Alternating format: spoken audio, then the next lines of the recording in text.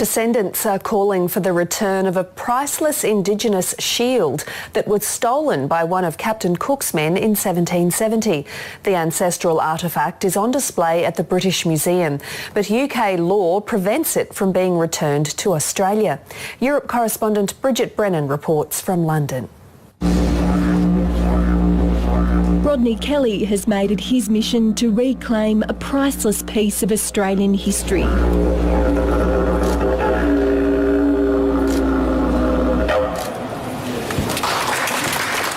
The Dharawal and Ewan man from the south coast of New South Wales has run a long campaign to see the British Museum return a shield taken from Australia almost 250 years ago. The more times I keep coming back, it gets harder and harder, and I'm finding out new excuses they use.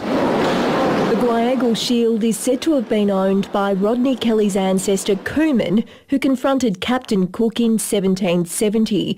What looks to be a bullet hole could be a marker to that violent encounter. Now Rodney Kelly has become the first descendant to be invited to inspect the ancient artefact.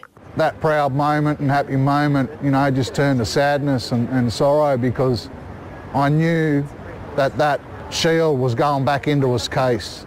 The British Museum says it would be open to sending the shield back to Australia, but only on loan. Ultimately, it wants the shield to remain a part of its vast collection to educate the millions who come here each year.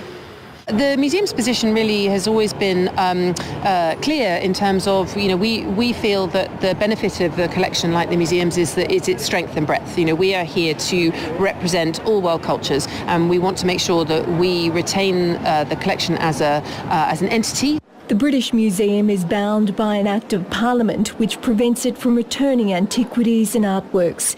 But there's growing pressure on the issue of repatriation of items from Greece, Iraq, New Zealand and the Palestinian territories. You're seeing this kind of growing conversation about decolonisation.